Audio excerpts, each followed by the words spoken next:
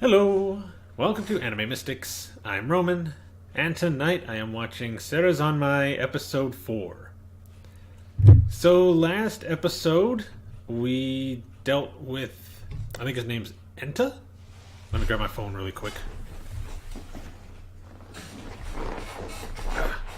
So, I got their names written down. I just gotta make sure I'm saying the right name here.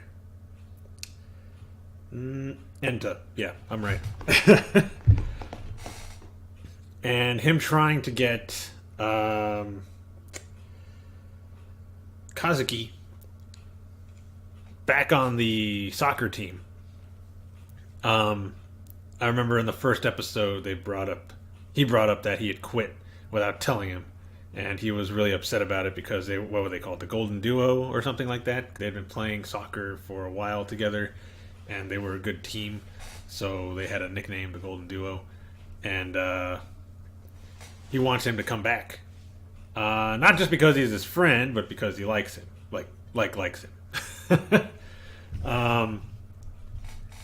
We know that from the end of episode 2 where he kissed him. So they elaborated a little more on that. So,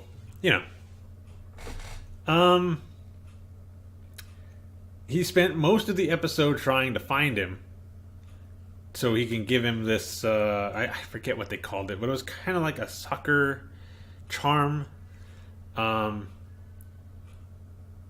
He wanted to give it to him to help convince him to come back to soccer, but never found him. He kept imagining that he found him. One time it ended up being his sister, and he put the thing on her ankle.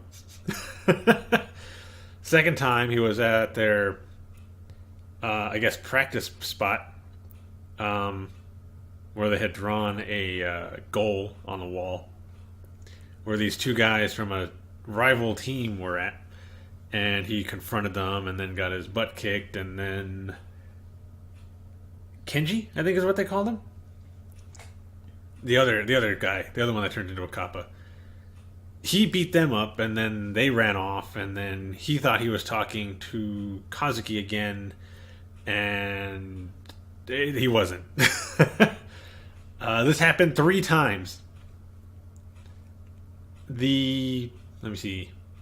The zombie they had to deal with last week was a guy named Kiis, Kiis, I think is what it was. It was his. It was Enta's sister's boyfriend. He was turned into basically a giant fish. Oh, his head was a fish, and he was taking all the girls because he wanted basic. Looked like he wanted a harem. Didn't happen though. Instead, he got a few kappa up the butt. So, yeah. We did learn in this episode that once they beat a zombie, they are wiped out of everybody's memory. Anybody who knew them doesn't remember them.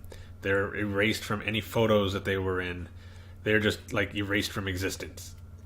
They never existed, basically. Which is interesting.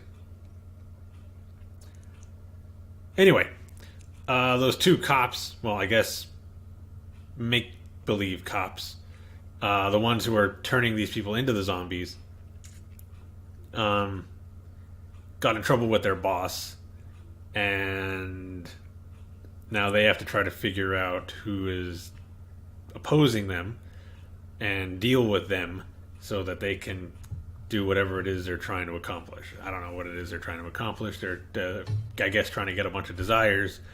But they need the zombies to last longer, and they're not lasting nearly long enough. So, yeah. At the end of it, we had Enta talking with Kazuki's brother. Yeah. And telling him, I give up on him. He's not going to go back to soccer. He's not going to start smiling again. Whatever. I don't care anymore. And his brother is telling him, don't give up. He'll, come around eventually. Just keep at it.